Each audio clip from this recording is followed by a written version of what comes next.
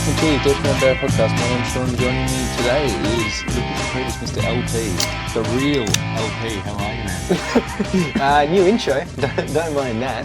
Yep. Not the one and only. But dude, I feel like it's been like 2 months since I've been on this. On like TDT. And I feel like I've only seen you like once or twice in that time. Yeah, and it was at the footy.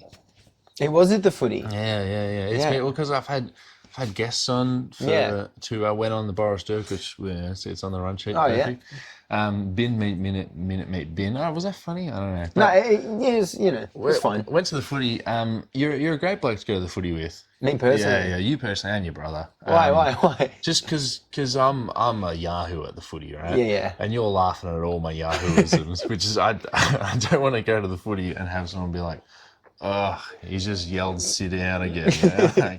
But I went to another Essendon Bombers game last weekend, Easter Saturday. Yeah. There was a bomb threat at Marvel Stadium. Oh no. Yeah, stringer. Fucking 13 big ones. I famously don't love football, and I've been to 2 games by round 3. Yeah, about 0, 1, 2.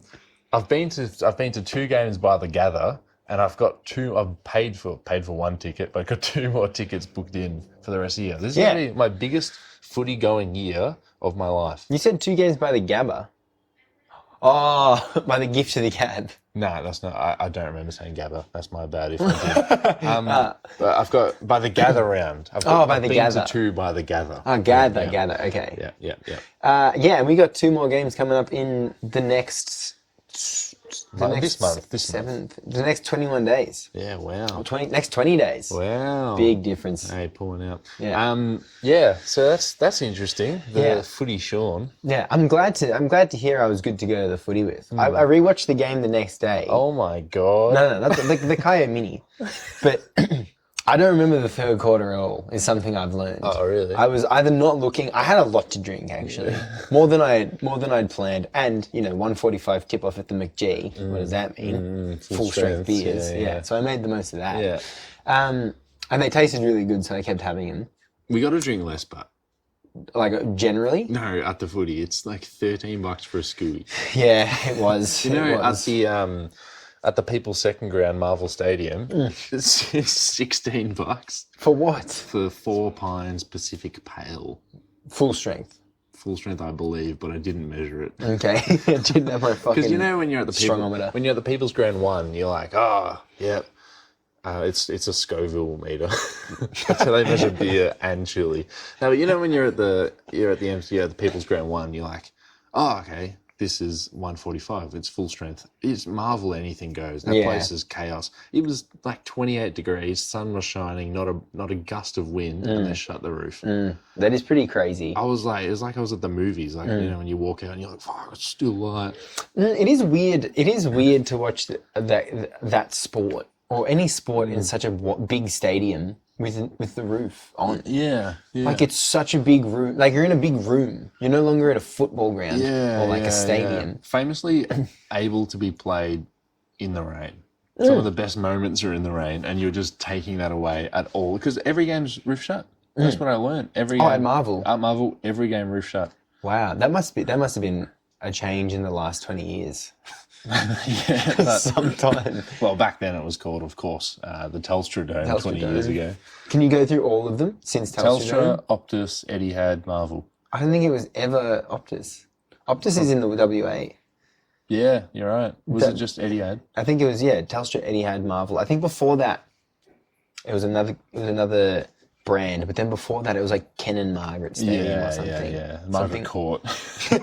Margaret Court Football Stadium. Is that right, Doc? Can we just get every name for the Telstra Dome? Telstra Dome, Etihad, Marvel? Yeah, I think there was that list before. Yeah. But we're not going to get them. The stadium formerly known as Ken and Margaret. That could be wrong as well, by the way, those names. It doesn't matter. No one's checking it. Just before we kick off, no episode of the Deep 2 NBA podcast last week, but I went on the Boris Dirk podcast, which you can find wherever you get your weekly NBA podcasts or non-NBA podcasts. Yeah, great chat with the Boris Dirk guys. It's the second time we've had a chat now. It's just great to talk to them. I did it again. I liked talking to them the first time. Yeah. And we did a playoff player draft. Yeah. And you've got some thoughts on my fifth and final pick, I do. Trey Murphy. But can you just, before you fucking start, mate, can you understand my thinking? Before that, what time was it for them and you? Well, me, 10 a.m., then the American equivalent. Oh, okay. So like 6 p.m. or something. Yeah, because that's when games kick off, isn't it? Yeah, exactly right. Also, before we get onto that, should we mention the mics? Oh, fuck yeah, that. We should have done that at the start. New mics. When Doc came and said those stadium names, or whatever he said about the stadium names, they might not hear that. Wow, because, well, you know better than I, Sean, but we've got the new Shores. Sure, yeah. Shout out to Shaw, distributed by Jans in Australia and New Zealand. Yeah, the new Shure microphones. Sure, it's definitely Shure. These are lapel mics, which is something we've stayed away from whenever we're purchasing mics and whenever people say, "Oh, what mic should I buy?" We definitely don't say lapel. But these are the latest and greatest. But with being the latest and greatest, we aren't sure how it sounds. Now, if anyone listened to the latest episode of the Quick Time Out with Sean Carroll, with me, Sean Carroll. Elvin Carroll. Oh, yeah, because, I had a chipmunk voice. I don't know what happened there. I listened to it in the app, and it was great quality. And then when I exported it, it was like, oh, that's really bad. And then someone listened to it. I think it was my sweet Prince Pesh. She listened to it and was like, oh, your voice sounds really bad. I'm like, oh my God. Quickly listened to it, just chipmunked everywhere. Yeah. And then I went back into Audacity and was like, this is horrible. So I just brought up the bass and it was just not a great sound. So I'm very conscious of that when I edit tonight. Yeah. Looks good on the levels. We've tested twice, 3 times before we've hit off. Also, you're on 95%, I'm on 100%. Are you using more power on your battery? Anyway, so we're using a new mic. So let us know if there's any problems, because if there is, we can try and fix it immediately, or maybe just go back to what worked. But completely wireless. I can walk Bluetooth. You know how Bluetooth fucking works. But yeah, let us know. And thank you to Jans for supplying us with some new microphones. We're not a sponsor. Thank you, Jans. So you guys obviously picked your playoff your playoff performers. It was like a top 15. It was you draft your top 5 playoff performers, but I was technically top 15 because there's 3 of you, and you're not going to get all 5 probably. But it was also like build a lineup. Well, I went build a lineup, and Drew didn't. And then halfway through, I was like, "Oh, I'm building a lineup," and he's like, "Oh, maybe I should." No, I probably won't, because there's some great value in opposite positions. Yeah. So you picked Trey Murphy as one of the 15 best playoff performers in the NBA right now. Yeah. Trey Murphy, illustrious playoff career of 6 games, amassing 31 points in those 6 games. Is that more than the Clippers? No. Trey Murphy might have less total points than each of the other players' best playoff game. Yeah. I do see what you were saying in terms of making a lineup. However, it was also who are the best playoff performers right now. And in your choice for the last selection, you're like, should I get Paul George or should I get Trey Murphy? Like that was something you were juggling. Yeah. And I just think, given the scenario, I probably would have gone with Paul George. A person that was famously not picked, who could have potentially filled that position, Anthony Edwards. Probably didn't fit the rotation, but could also just be better than Trey Murphy at basketball. Yeah, at least he's unproven, but at least Trey Murphy's been to the playoffs and averaged 3 points. Did Ants made the playoffs? They got swept by your team. Yeah, not my team. I could have also gone with Og Anunoby, who has won an NBA championship and been to the conference finals 5 times. You know what? You could have also just chucked Joel Embiid at the 3. You'd probably have a case. I know, but I'm just really high on Trey Murphy, and like that lineup is pretty cool. Like 6'9", 6'10" Trey Murphy. And I'm just talking about like there's a little bit of 2K-isms in it, where it's like, am I going to use this on 2K? Would it be good? Picking Channing Frye in round 13 of the fantasy draft when you know you're going to start him and shoot every 3 with him. Yeah. When I used to play my team, NBA 2K, my team online, I used to have like this like Emerald Ryan Anderson. They'd for some reason brought him out. So I would have, Wait. What was that possibly celebrating? Like, what was that like? We need to have an Emerald Ryan Anderson. I don't know. Maybe he had like 22 points when he was with the Pels. Yeah, right. Fucking exceptional. Like, he is one of the best 2K players The ever. first and last 3 and rebound specialist. I had Jarrett Jack, Paul George, LeBron James, Ryan Anderson, Hakeem Olajuwon. Name a better starting 5. Like, that's yeah.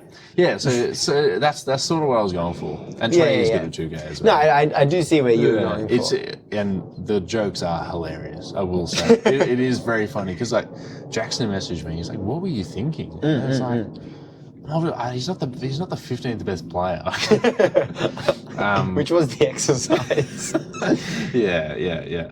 And I mean, I drafted Steph first, so I was doomed. I don't think Alessio's listened to the podcast yet because he would just rip my fucking head off if he heard my first pick. Why? Well, I mean, Steph's won more than anyone. Steph's won more than anyone.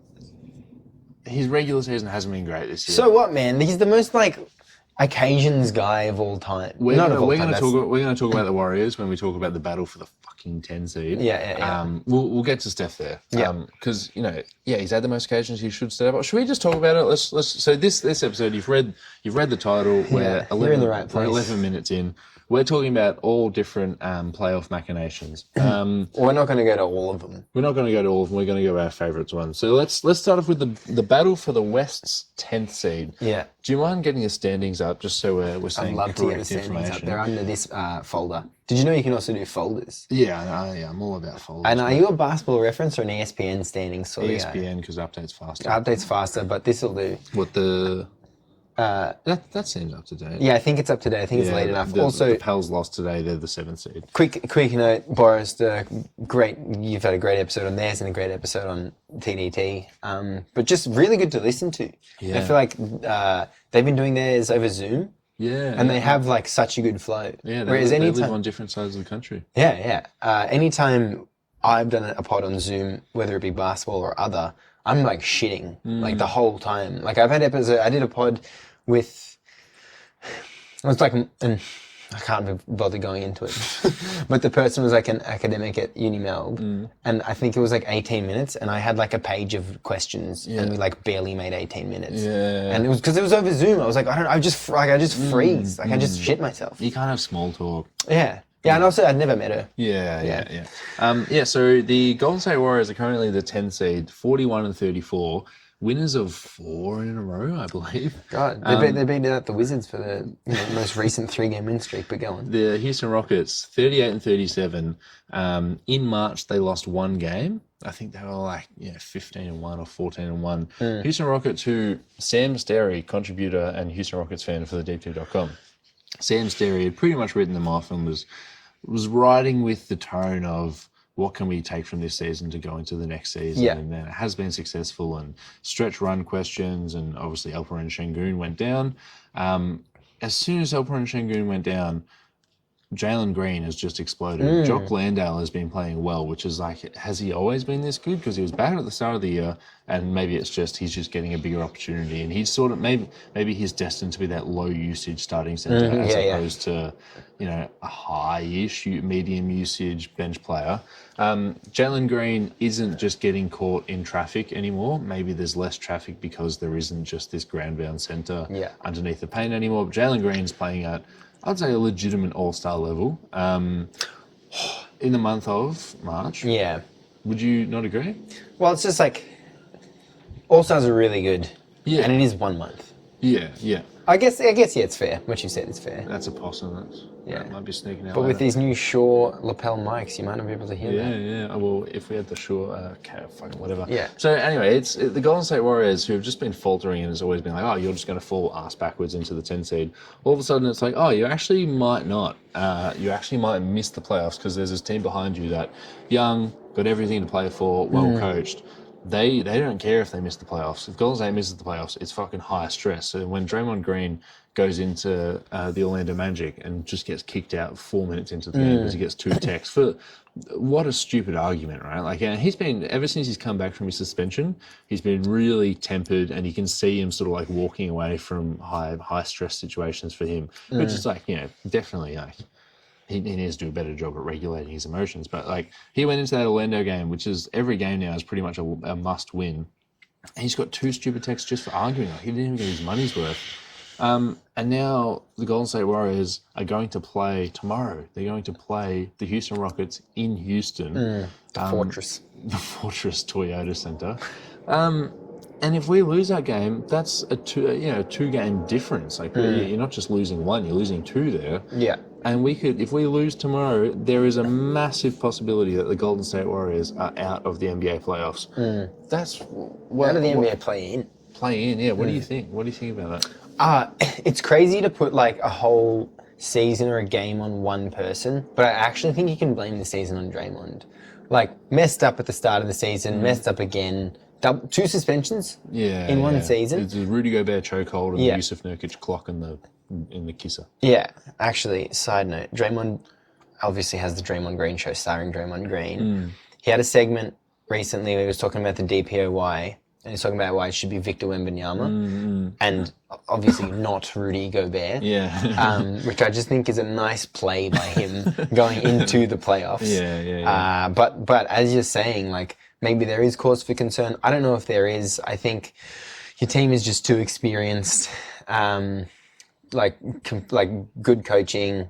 Steph will just find a way to get wins. If Draymond needs to get a win, he'll find a way to get a win. The subsidiary pieces are pretty good.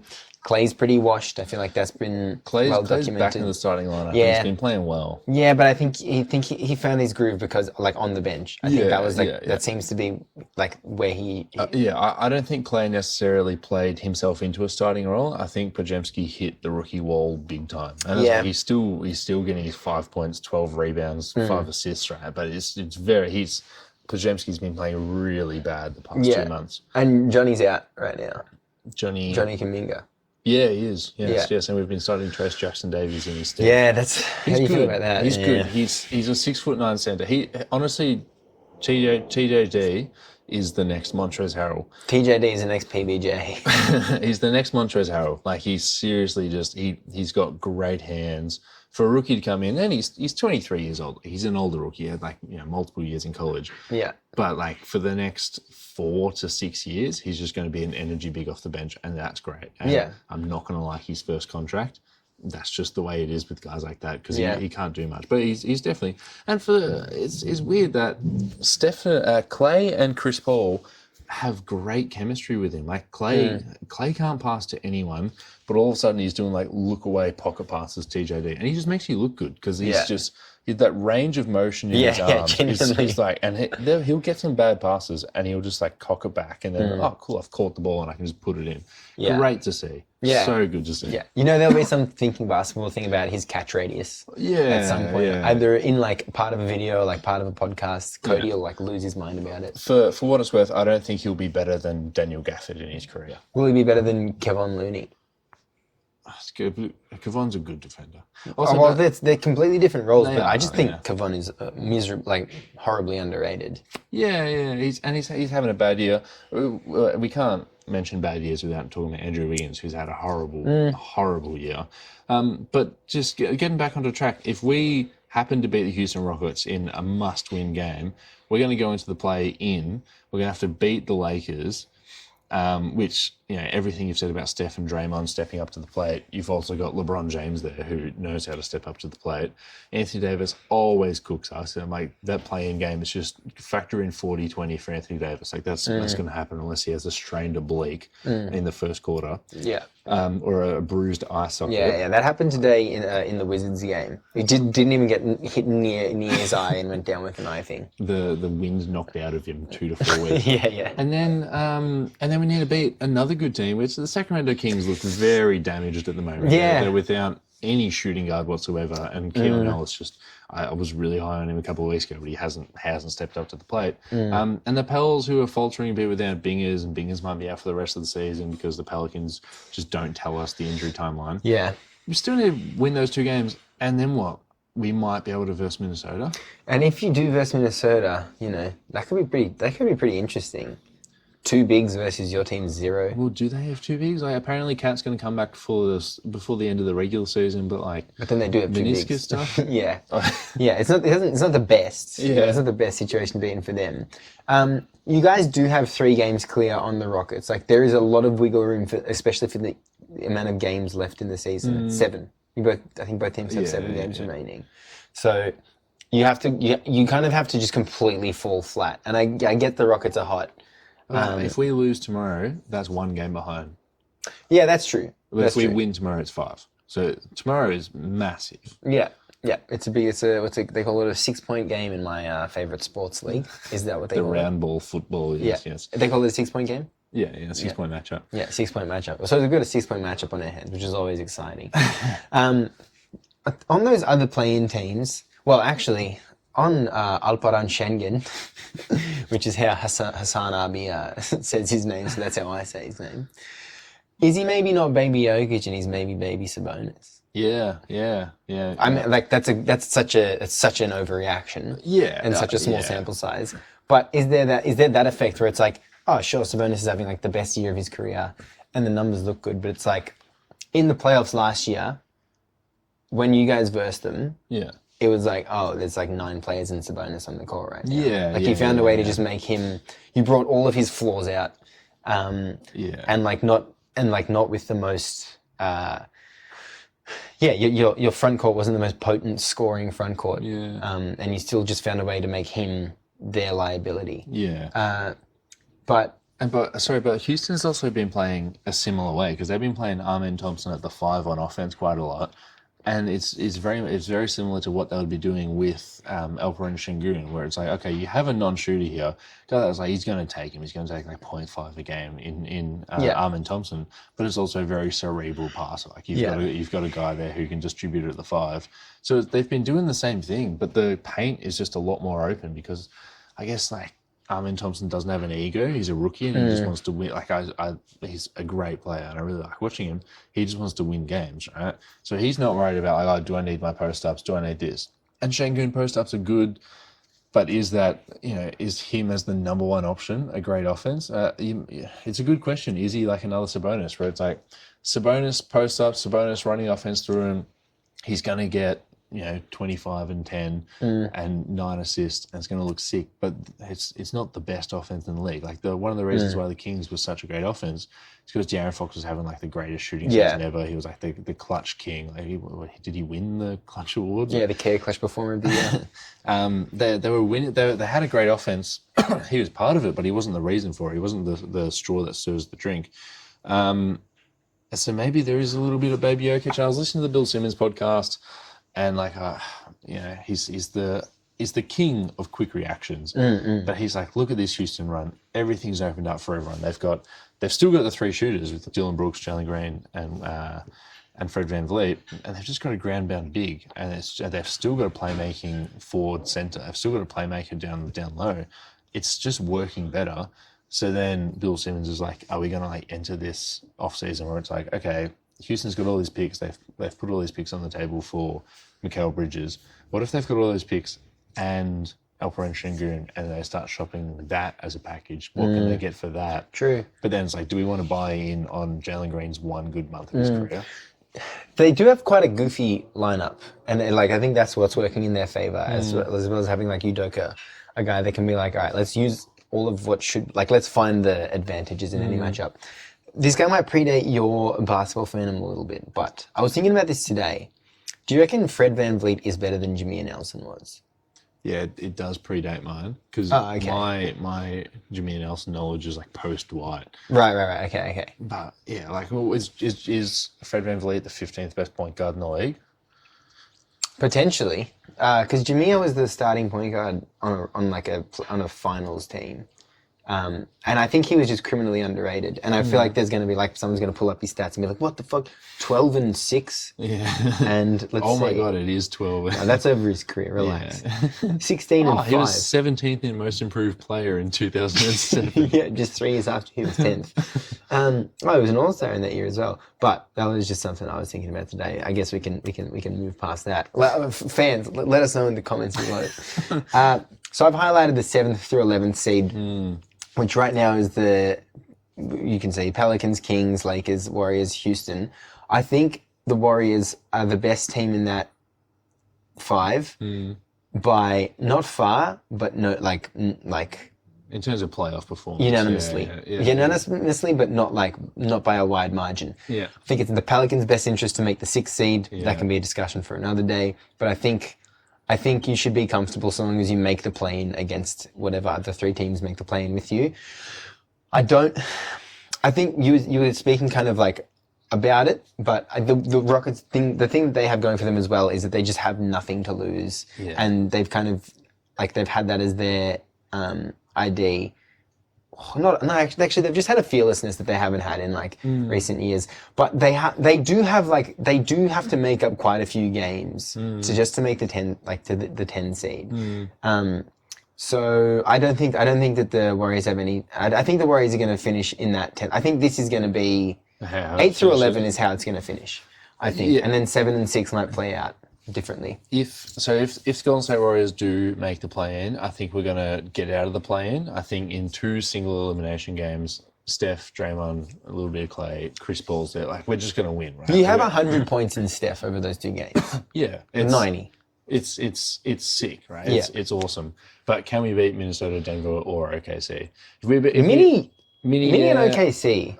I know, but I did this last year. I penciled us in for a conference finals berth, and then it took us 7 games to beat the Kings, who Sabonis was non-existent. Right? Like, who the fuck scored the points against us? Like, did Trey Lyles have 30 points? Did I miss? He might have had a 30. How did they get to 100 points? If Fox is getting these, let's say 29. And Sabonis is like 8, and also if the whole thing about Sabonis, like tying Kevin Love's double record and all that stuff, and next one's Wilt, right? And he could full well do it. But man, I'd love to include his playoff appearances in all those tallies. But it's like if he finishes the season, he's got 60 double-doubles in a row, and then he gets to the playoffs, and we've seen him falter, and we've seen him score 8 points. It's like, can we start counting that just for this, or just stop posting it? Like, let's game 1 next year. Let's not be like, he's up to 70. Let's just don't post it. Like, maybe it's going to be in the annals of history. But But let's move on from the sad bits of the West. Yeah. What's another topic here you want to talk about? Well, I feel like there was another. No, we'll talk about Glenn Taylor later. Yeah. Glenn Taylor later. Wow, that's a weird 3 words together. Yeah. Glenn Taylor later. That sounds like it shouldn't be a sentence. Let's never say it again. All right, well, I guess we'll talk about it later. The crowded West middle class. Now, you've got included here the Mavs, the Suns, the Pelicans, the Kings, and the Lakers, which is the 5 through 9 seed, as we just talked about a little bit.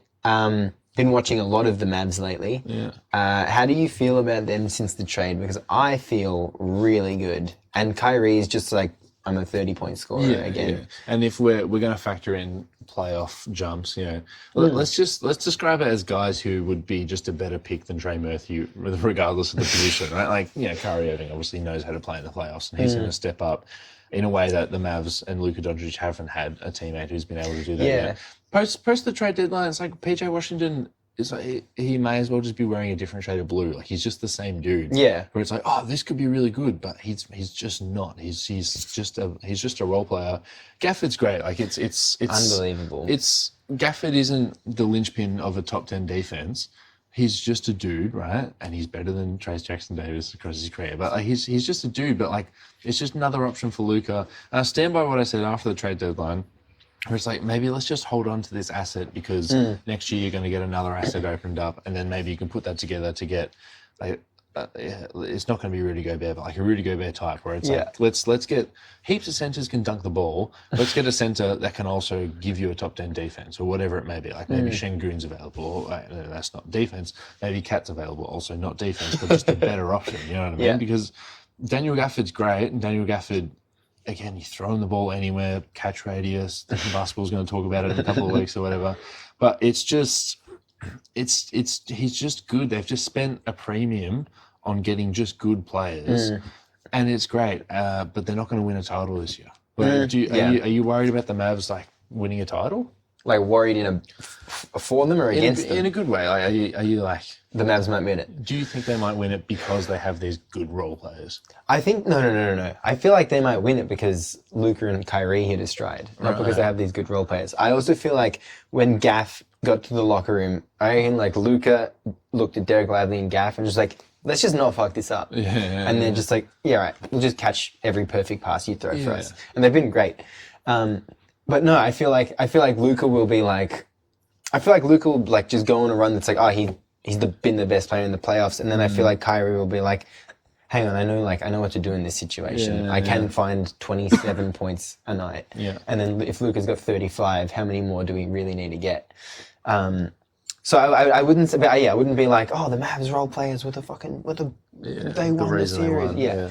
It'll be like Tim Hard or like Maxi Kleber or like, I don't know, it'll take one of them having a good shooting night and then a few of the others hitting one or two. It's quite consistent, the good guys. Yeah, but like, and you only need one of them to really get hot. But I think it'd be on the back of Luka and Kyrie. I hate to say this word as, you know, just some dickhead, but I've been very impressed with Kyrie lately. Like since the trades, really. He's just been so good. He was like player of the week averaging 39 points with Luka, I think. Something stupid, I get it. And it's like, when they went to the conference finals in 2022, it was like unstoppable. Like, how do you ever stop the Mavs? Like, Luka's just going to keep doing this. And then we just put Andrew Wiggins, Kuminga, and Gary Payton on him, and he's like, "Oh fuck, I don't know what to do." And maybe, you know, he was 23 at the time. Maybe Luka's like, God, maybe he's thinking about Gary Payton every single night before he goes to bed. Like, I don't want to fucking embarrass myself like that again. And he's just going to come back and be better, and he could be the best player on the planet. But until I see otherwise, you know, like, you go against a team like that 22 Golden State Warriors who had a lot of great individual defenders. And maybe the Mavs get to the conference finals again, and he's going against KCP and Aaron Gordon, right? Can he get over that hump? Like, we fully know he can average a 40-point triple-double, and whether or not it leads to winning, they're definitely winning right at the right time. But can he get over that hump when he gets to the conference finals or the semifinals? And it's like, okay, now do it against the best, when everyone, like, KCP is going to go to bed every night. This is 2 bed mentions in 2 minutes, but he's going to go to bed every night and be like, cool, 2 days from now, I'm guarding Luka Doncic. I need to do everything I can to stop him. And he's going to play him 2 nights later. I'm going to play Luka Doncic. I'm going to do everything I can to fucking stop him. And every single Denver Nugget is thinking that. And we haven't seen Luka do it at that level yet. That's true. That's fair. But I don't think to go back to the initial prompt, I don't think they'll win a ring this year, especially really it's just the Nuggets. Like, in front of them, maybe the Clippers. I think Mini will be shitting themselves if they get the Lakers or the Warriors in the first round. If Clippers Mavs is the series we get again, who are you picking to come out of that series and how many games? Oh, I don't know how many games. Don't pull. 6 is. What's going to change in the next 2 weeks of basketball? Well, I haven't thought about it, you know. And I hate people that pick a team in 6 games because I think it's just like you just cover all your bases. It's like rating a movie 7. It's like, I was close. I was 1 game off. Aless of the Deep 2 Podcast Network said, I gave a movie a 7. And he goes, nah, I read somewhere you can't give a movie a 7. It's either a 6 or an 8. Yeah, give him a fucking 6 or an 8. But like right now, what I'm looking at in the face is Mavs in 6. I know, but I'm also looking at a heap of Clippers who have been to the playoffs a lot more than Luka Doncic and don't care right now. But that's also quite stressful. But we saw Nikola Jokic. Remember, like, they lost to the Houston Rockets twice, the Steven Silas Houston Rockets last year. It's like, look, and like Jokic was playing, and he was like, I just don't care. Like, he just started playing the playoffs and was like, oh, we actually just like swept everyone. Also the Mavs like cooked the Suns a couple of years ago with Luka and less. it kind of sucks as a series because we've seen it so many times, but it would be great to see it again. Yeah. And there's no Montrezl Harrell to call him a bitch ass white. And what's his name? The dumb guy, Marcus Morris. Yeah. Like they've lost the dumb fucks, I think, and they've just got like that. They've just like stripped back and been like, let's just get good players. Yeah. Like let's bring in Norman Powell and just like get a guy that doesn't make mistakes. Who's Luka Doncic attacking? Is it Ivica Zubac every time down? Like what's his? Yeah, true. There's less holes now. There are less holes, but I guess you could get Zubac on him. Could be Harden as well. Harden also like he's really good at passing. Yeah. So like as soon as they, because it like if the MO is like stop Luka, he'll find the like the mistake as soon as it happens. Yeah. What's your prediction? I said Mavs in 6 if they were to face the Clips. What would yours be?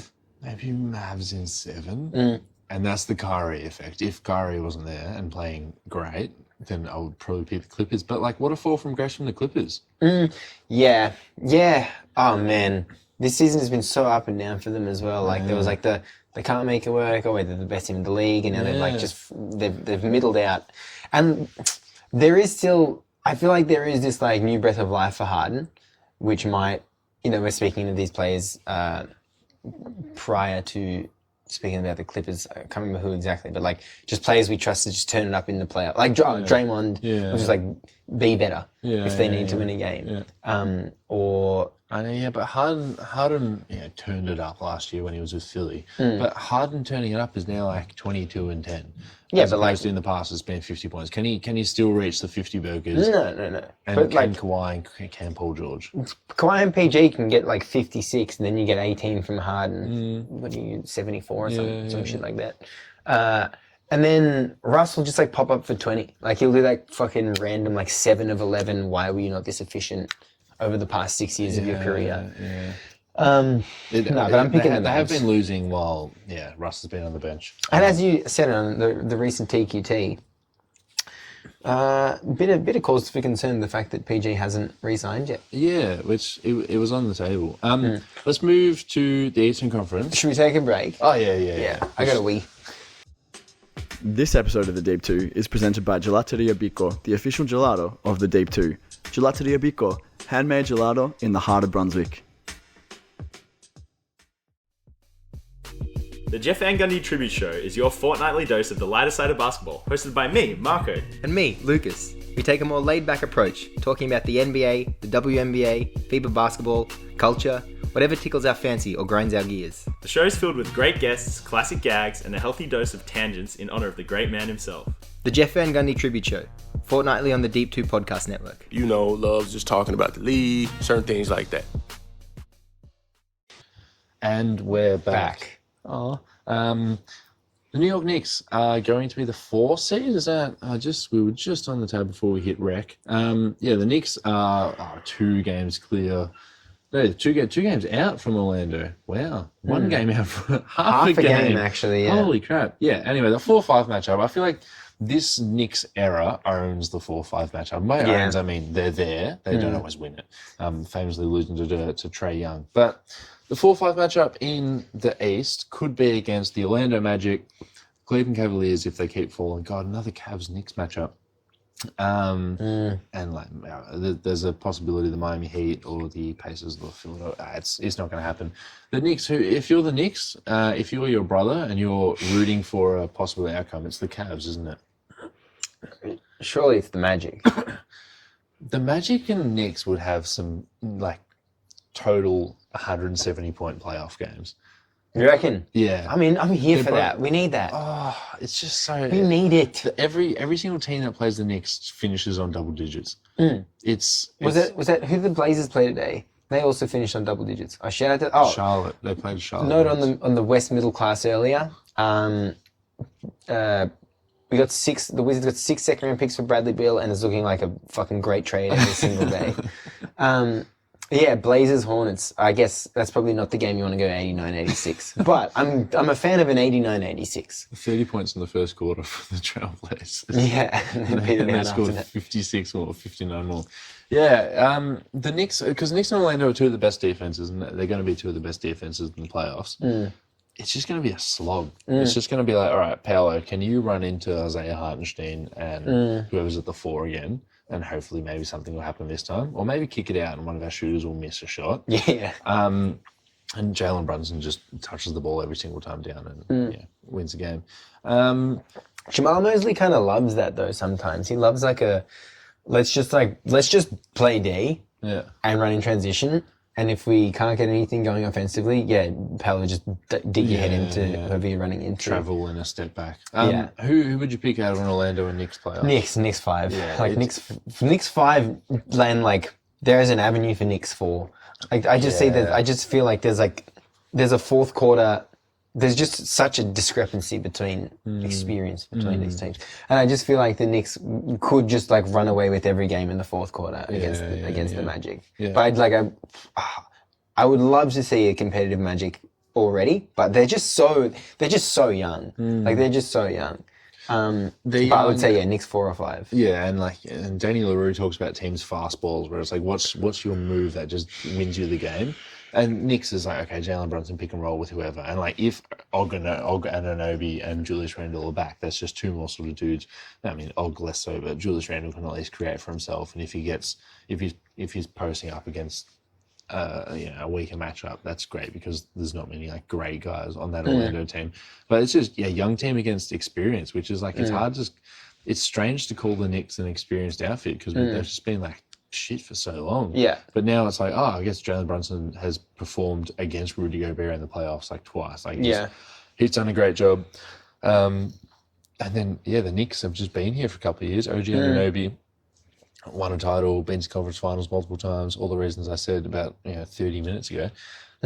This is actually a really experienced team that should just put them to bed, even if they're the away team. The Knicks are... I hate the sentence I'm about to say, but the Knicks are just here now, Like, there were so many years where it was like, what do? They need to do this. They need to get 3 free agents, max free agents this offseason. And then it's like, no, we've got to bring someone in that's going to build a team. And they've done that. And there has been, like, a steady progression. They did have that, like... They overshot a season and they undershot a season, but now I think they've really found this, like... This 3 to 5 seed is like they're there. You're gonna have to. No one's pushing them off one of those 3, or they're gonna get one of those 3 seeds.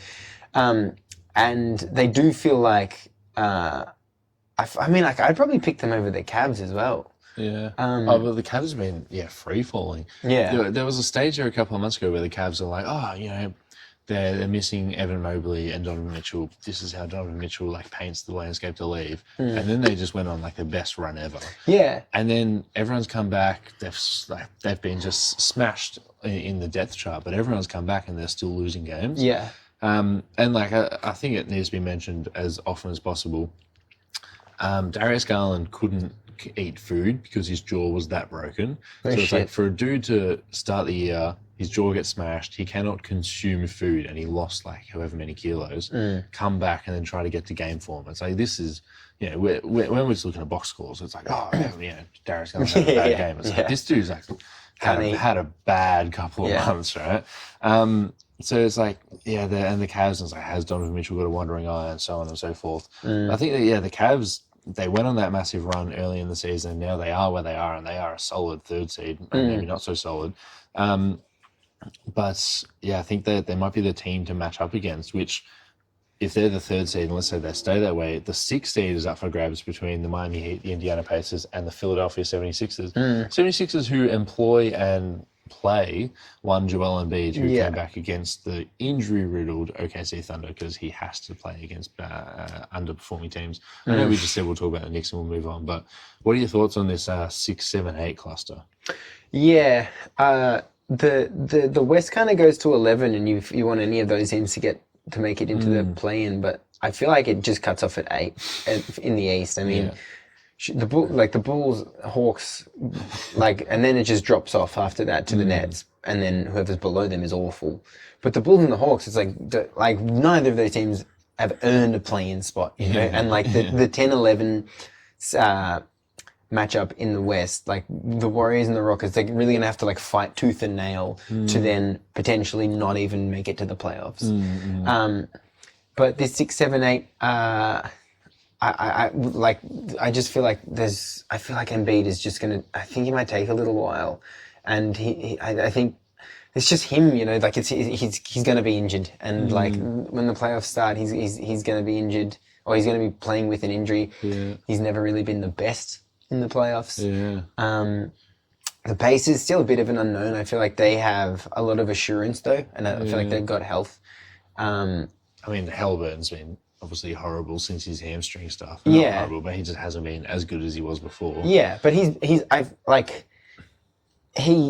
just makes, like, Siakam wouldn't be looking so dangerous if Halliburton wasn't playing at all, you know? Yeah. Like Embiid's good in terms of get him the ball, he'll score, get stops around the rim, get rebounds, but you're not like, oh man, fucking Batum's been great. No, not Batum. Yeah. Wait, is Batum there now? Yeah. Oh yeah. Batum and Kelly Oubre are really feeling the effects of Embiid being there. Like how he just like plays and it's like, all right, Miles Turner trail 3, top of the key, 4 to 7. Also, I think Miles Turner has a question that he might miss the playoffs. He's got some injury at the moment. Oh fuck! I did. Yeah. You keep talking. Yeah. Oh well, and also the Heat. I feel like you had in the run sheet something like, should we be worried about the Heat? Or I mean, something? yeah, we always should be. I don't think we like. Oh wait, worried in like. Miles Turner out. I mean, I think. Yeah. Yeah. Oh, wait, he was out this game. No, but I but it might be longish too. Because I was watching. I watched the start of this game and the Pacers. Finger injury. The Pacers broadcast team was like, have you heard anything about this? And then the other one was like, nah. So that's a bit worrying. Surely they should know. But the Heat, I don't think there's anything to worry about with the Heat. I feel like, you know, we go through the same cycle every year. And But then they just do it. no, I don't know what you mean by worry. I feel like they're going to be good in the playoffs. Oh yeah, no, Yeah. I'm saying if you're Boston, Milwaukee, are you worried about losing to the Heat? I don't think Boston is worried about the East at all. Yeah. But I think if I'm Milwaukee, if I'm me, I think Milwaukee's like, oh, we like our chances against Miami, but I don't think they should. Yeah. Like I don't like it, they shouldn't have like their guard down, you know. Like I get the feeling Miami can beat any team that's not Boston. I don't think they'll beat Boston. They might beat Milwaukee, and they'll beat everyone else. In the East. Yeah. Which is and you got to give them credit for that. Do you reckon they can beat Boston? Nah. This Boston team is really good, but Yeah. they keep beating Boston. They keep beating Boston. They love beating Boston. They love beating Boston. I was gonna say that if the Heat and the Celtics meet each other in the postseason, whoever wins that matchup comes out of the East. But you know what? I'm actually gonna say that. That's my take. I stand by that. That's a fair take. But I initially thought that was more like of a 50-50 thing, but like the additions of Drew and Porzingis are just crazy. Yeah, like they are yeah. so good. Yeah, they elevate the starting lineup and closing lineup so much. So I think I still stand by that, but I just don't think Miami have it. Like it's not 50-50, it's like 70-30. Yeah. But I mean, we always say that. Yeah, but like this is truly such a dominant team with Boston. They just try stuff out for the first 6 minutes of the game. I'm just being devil's advocate. DeAndre Ayton. But like I feel like every time I watch Boston, they just like try stuff out for the first 6 minutes of the game, and then they're like, let's just go autopilot for the last 42, and if we win, we win, we lose, and you know we're 60-16. Yeah. All right, let's move on to the Minnesota Timberwolves, who just like that clanky. Can you delete that? Just like that clanky armor out the front of the Chapel Street Bazaar, it is not for sale. Just like the individually wrapped Zupa Dupas in a Zupa bag, they are not for sale. But That one is good. the Wolves drama, right? I will tell you everything I know. Okay. And I've read a lot about this because it's very weird. But the Minnesota Timberwolves were put up for sale in 2020 or 2021 when they were very bad. And Glenn Taylor, who's been there for a very long time and has done a very bad job, I think we can say that objectively. They haven't had like a winning season since KG was there, really. And he didn't get along with KG. Yeah, which is that. Don't fuck that up. But go on. The Wolves were put up for sale. They got sold for $1.5 billion. Shortly after that, years after that, the Bucks got sold for $4 million. The Suns got sold for $3 million. Maybe Bill or Mill? Bill. Sorry, yeah, Bill. The Bucks and Suns were 3 and 4. I can't remember which one, but $3 or $4 billion, right? And if that's just like your NBA team, 1.5 is less than that number. So that's a bad deal. But anyway, he signed the deal. This was in 2020. Okay. In 2020 or 21, signed the deal to sell to Alex Rodriguez and Mark Lore. And that was the two of them were putting their money together to be an ownership that was going to take over a little bit like the former Bucks ownership, which was like Lazary Aidens and like the former Bucks ownership was just they would be president in like 3-year slots. And Glenn Taylor said, look, I want to sell you this team, but I need assurances that it's going to stay in Minnesota because there's been rumors that Minnesota might be the team that gets moved to Seattle or whatever it is. Yeah. Which those rumors completely died down. It's now expansion rather than moving a team.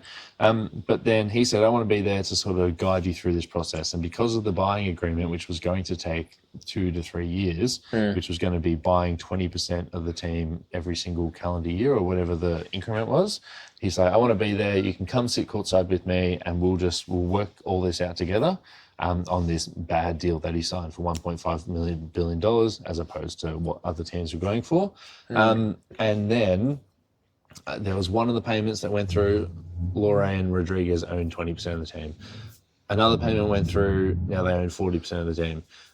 But then there were rumblings that they were late on the payment or whatever it happens to be. They were late for whatever reason, but then they came out and said, oh, no, we're not late. And then some journalists asked some questions like, okay, well, where are you getting your money? And then Alex Rodriguez was like, I'm going to this bank, this company is like, I'm selling all my stocks for this price. I've got the money. Don't worry about that. Years pass by, and then all of a sudden, there's more rumors that the Wolves aren't able to make their money. And then Glenn Taylor's just come out the past couple of days and said, purchased the Wolves in 2021. He's right there. So Glenn Taylor has come out and he said, all right, the Wolves are for sale. You've missed your deadline. You've missed your deadline to purchase the majority because you need to own more than 51% to own the team. You've missed that deadline for the final payment. We're ending it right there. We're nixing the deal. You guys own 40%. I still own my 51%. And this is bad for business. I can't believe you've done that. And then Alex Lore came out and said, oh, there's actually a stipulation in the NBA's buying rules or like whatever the Magna Carta is, right, for buying an NBA team that says if you miss your payment deadline to buy a part of an ownership share, you immediately get a 90-day extension. And then that 90-day extension is like, that's the final deadline, which is a little bit like, don't miss that deadline. This is a lot of money that you're dealing with. Like, it's not like you're paying your mate back for a footy ticket. Like, this is like a lot of money. How do you just miss that and go, oh no, but there's a rule we get 90 extra days? And I was like, well, if you don't have the money, how are you going to raise millions and millions of dollars in 90 days? So then that happened, and then Glenn Taylor's like, doesn't exist, not happening. Team's not for sale anymore. I still own it. I'm taking over. And then Mark Lore was like, well, that's just horrible. He issued this statement that says something along the lines of, this is just bad for basketball, bad for the Wolves. I'll quote it here. Quote, we've fulfilled our obligations, have all necessary funding, and are fully committed to closing our purchase of the team as soon as the NBA completes its approval process. Glenn Taylor's statement is an unfortunate case of seller's remorse that is short-sighted and disruptive to the team and the fans during a historic winning season. Then we get all these articles looking back. And Glenn Taylor must have had a lot of sway in the article that as soon as Glenn Taylor issued the statement that the team's not for sale, there must have been a lot of PR behind the scenes where all of a sudden it's like, oh, Lore's just started this new business venture, which is like a food delivery service. And he's been pumping X amount of $1 million into this service. So maybe that's his love child. And then there's also this PR coming out that like A-Rod just doesn't have that kind of money. Like we're just dealing with someone who's not a business person. And A-Rod posted on the Instagram in like 2017 saying, oh, let's get to work. Like as soon as he retired from baseball. And it was just it was him on his laptop, and then someone zoomed into the laptop, and he just Googled NBA stocks. And it was just a screenshot of stocks. Right? So it's like, okay, maybe this dude isn't like, a few cents short of $1. So all this is going on, and then Lore and Rodriguez come out and have their sort of counterattack where they're like, he's had buyer's remorse, and he's been a little bit like, oh, fuck, maybe I signed a bad deal worth $1.5 billion and I don't really want to do it anymore. So then he's come up with all this stuff, and maybe he was the one that was like spruiking the complaints that there were payment issues with that second purchase agreement before the third one eventually nixed it. But then nothing else is happening. And then it's like, does Lore really care that much? Does Lore, is he more invested emotionally as opposed to financially in this new venture. Lot of shit going everywhere. What do you think about everything Lucas Petridis? Well, Glenn Taylor's obviously just being a dickhead. Yeah. Like seriously, I think Sellers Remorse was a lawyer that said that. Couldn't agree with you more, Mark Laurie. I just learned about you, billionaire. Glenn Taylor's 82, you know. I actually, side thought, I think there should probably be a max age on people that own basketball teams for like a million different reasons. But I think Glenn Taylor's like still open to selling a basketball team, but doesn't like the price that he has sold it for. Yeah. And also, like, what was the agreement in terms of buying the team? Was it like a handshake agreement or something? Because like, okay, they made the first payment. Surely from the moment the first payment is made, and you said, I want this to be the way it goes, and you buy 20% every year, that if they're 1 day late or even within 90 days late of a payment, surely the process has already started that you're like, oh, we're doing this. We agreed on this to be the way that things go. And it's just crazy to think that you have seriously not wanted the Minnesota Timberwolves to be a good basketball team. Like, say what you will, maybe say, oh, he just wants profits, wants this, wants that. Fuck all that shit, bro. You don't want this team to be good. Otherwise, you would have made KG's team a championship team. Not like, a finals team. And you're currently the best you've been since then, and potentially the best you've ever been. Apparently, Laura and Rodriguez were part of the people that decided to hire Tim Connolly, because it was like, you guys are coming in, let's have this discussion about who's going to be the GM, because it's a big decision for the future owners, because the future owners don't want to come in with this dude that was hired a year before they took over. Yeah, and the team is in just such a good position right now to be competitive for years to come. It's insane that with the playoffs 7-ish games away, this is the story about Minnesota. Not like, well, if Cat's out, that's sad. You know, Gobert's blocking backup point guards. You got Anthony Edwards, who's like, could be the best player in the league. What's he, one of the top 10 players? That's being generous. I mean, that's being safe. And you have all these players. Mike Conley's been a fucking great leader. Their bench is amazing. McDaniels is like, you know, I don't know if maybe the Celtics aside, I don't know if any other team has a fifth best starter that's better than Jaden? Fuck. I've got the guy's jersey. I'm this emotional fucking soliloquy. Jalen/Jaden McDaniels, whichever McDaniels the Wolves have. They've got everything going for them, and this is the chat that is about them. Just like 2 weeks away from the playoffs. What that is so fucking embarrassing. Glenn, you are 82. You've had one of, and you know, you compared to other guys that kind of bought NBA teams because it was a good financial move, and now in more recent years it's been like, oh no, you need to be like a smart owner if you want the franchise to go in a good direction. And also want to invest money and pay the tax. Yeah. You completely lucked into this, you know, beyond the fact that you don't deserve what you have. What are you going to do? You know, what are you going to do with full ownership of the team? What direction are you going to take this team into? Are you going to pay the tax? Are you going to do this, that, and the other? Well, the tax question is coming because like Tony Edwards is going to get paid soon, and it's going to be like, you know, if you project it out, and if everyone gets re-signed, it's going to be one of the more expensive teams next season. Is he willing to say, oh no, okay, keep Monty Morris because we need him? Yeah, and Mark Law, don't know what he did, but A-Rod was a baseball guy, wasn't he? Yeah. And I feel like you need those people, those like competitors and just younger people in these jobs. So I think, like, I don't really know what anyone can do, but I think it's a broken system that Glenn Taylor can just do this.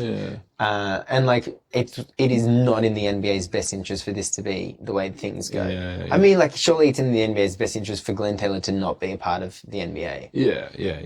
And I know we're also speaking from a information deficit where it's like, what does Mark Laurie do? What's his you know, how much does he want to pay the luxury tax or something?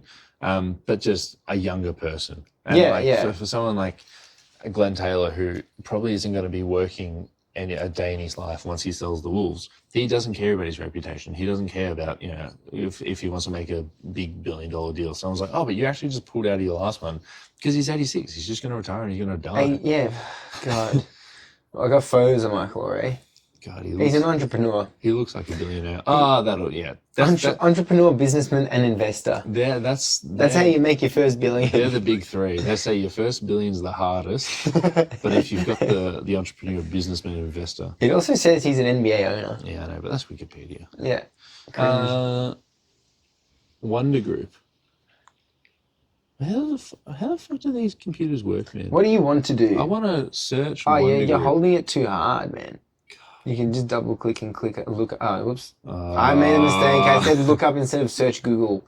Shout out to all my MacBook Pro users. The Wonder Group. We create unforgettable moments in every corner of the world. Click images.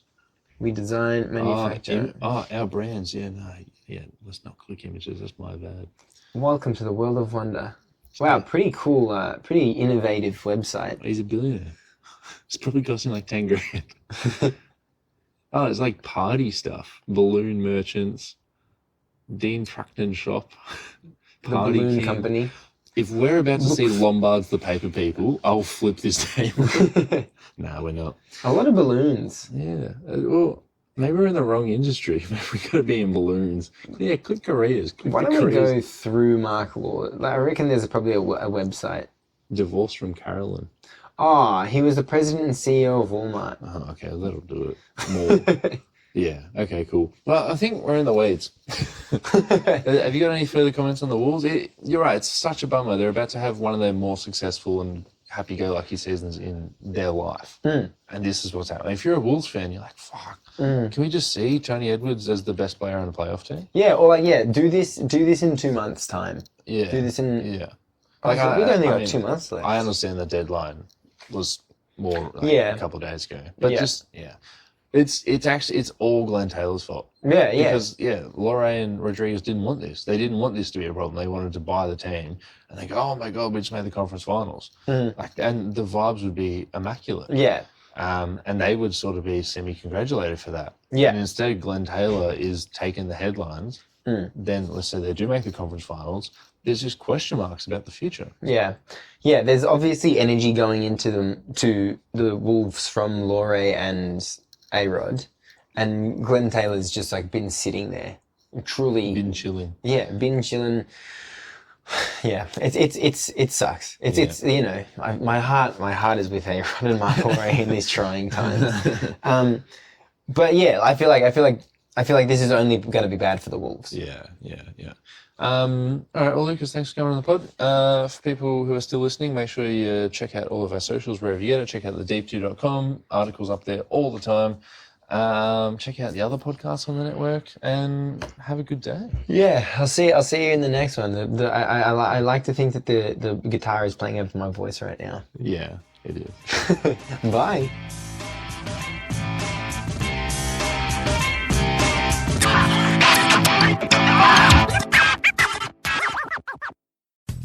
The NBA moves so quickly these days, it's hard to keep up. Shams and Woj are breaking stories left and right, but the Quick Time Out is right there with them to keep you informed on the latest NBA news. Stop in and let us break it down as it happens. Find the Quick Time Out on the Deep 2 Podcast Network.